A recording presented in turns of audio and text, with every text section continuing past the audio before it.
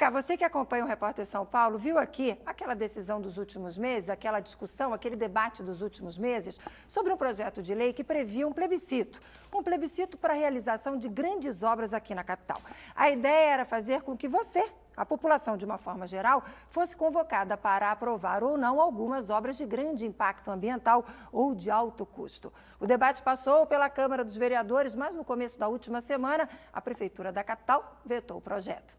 Para falar sobre esse assunto, a gente está recebendo hoje aqui o Maurício Boranise. Ele é coordenador da rede Nossa São Paulo. Obrigada pela participação. Boa tarde para você. Boa tarde. Avaliação para a Prefeitura ter vetado, para o prefeito ter vetado esse plebiscito. Bem, a alegação da Prefeitura é de que o projeto poderia significar uma insegurança jurídica. E houve também uma manifestação do Sindicato da Construção Civil, do Sinduscom, dizendo que poderia criar um potencial entrave às grandes obras e obviamente, contraria o interesse das grandes construtoras da cidade.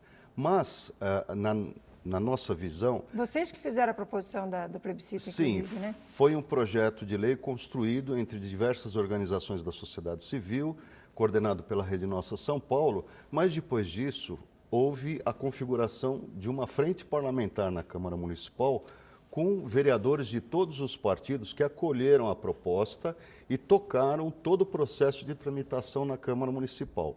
Essa tramitação levou praticamente um ano e a proposta sendo discutida há mais de 2 anos e houve tempo suficiente para a Prefeitura fazer todas as reflexões possíveis e imagináveis.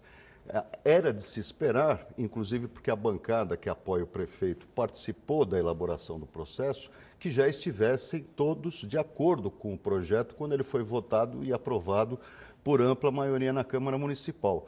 Ninguém esperava que o prefeito fosse vetar depois de todo esse processo longo de tramitação do projeto. E é muito importante observar que São Paulo precisa de maior participação da população para a tomada de decisões, principalmente dessas decisões que afetam a vida de todos, né? Uma grande obra que pode causar um grande impacto social, por exemplo, a desapropriação de milhares de pessoas, isso precisa passar pela consulta da população, né? Ou uma obra que vai como a do Minhocão, se como fecha, a do Minhocão, se fecha, se derruba, se derruba o Minhocão, se transforma o Minhocão num parque suspenso e etc. É muito importante ouvir a população para ver qual é o rumo que a cidade precisa tomar.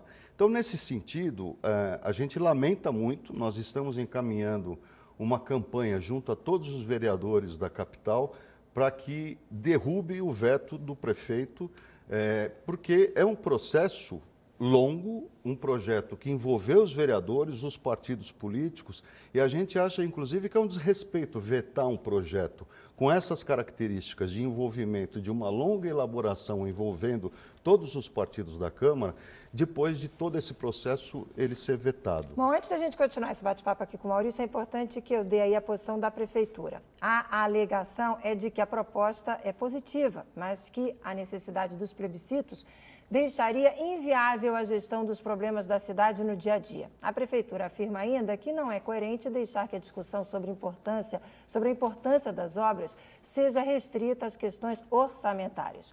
Em relação às obras particulares, que também seriam discutidas por plebiscito, a Prefeitura afirmou que, mesmo que elas atendam à legislação municipal, podem causar transformação no perfil urbanístico da cidade. E, por isso, a realização ou não pode ser decidida por um plebiscito. Bom, essa é a posição da Prefeitura, que é claro, a gente sabendo que ia ter esse bate-papo contigo, a gente perguntou para a Prefeitura o porquê deles terem vetado, o prefeito ter vetado essa decisão, essa aprovação da Câmara. E a expectativa de vocês é derrubar o veto? Como é que fica daqui para frente? É derrubar o veto. E essa alegação que pode atrapalhar o dia a dia da administração pública, ela não procede, porque o plebiscito não vai ser convocado a todo momento, o plebiscito precisa ser convocado a cada 2 anos, quando a população é chamada a votar, né, nos anos pares. Então, e isso é aplicado apenas para as obras de grande impacto, as obras que estão acima do valor médio daquelas obras cotidianas da Prefeitura de São Paulo. Então, isso não implica em atrapalhar o dia a dia da gestão pública e mais, a população de São Paulo já sofreu muito pela falta de consulta para os destinos dessa cidade. Houve muito pouco planejamento, houve muito pouca audição na cidade de São Paulo sobre o que é melhor para a qualidade de vida dos paulistanos. Então a gente faz um apelo para que a gente comece a praticar o plebiscito. Em todos os países civilizados, os Estados Unidos, a gente pode dar um exemplo aqui, em todas as eleições, as pessoas votam em inúmeras perguntas. Perguntas sobre, inclusive, questões da vida privada, como aborto, como consumo de drogas, e também sobre grandes obras, grandes investimentos públicos, aquelas que se referem aos impactos ambientais, sociais e financeiros para os cofres públicos. Então, essa é uma prática normal que não atrapalha a gestão nenhuma. Com sucesso em algum local? Não, o Brasil ainda não implementou o uso dos plebiscitos, apesar dele estar previsto na Constituição Federal, desde 1988. Então, a gente precisa regulamentar. O Brasil fez o plebiscito sobre porte de arma e sobre o regime de governo, parlamentarismo, presidencialismo ou monarquia. E parou por aí. E parou por aí.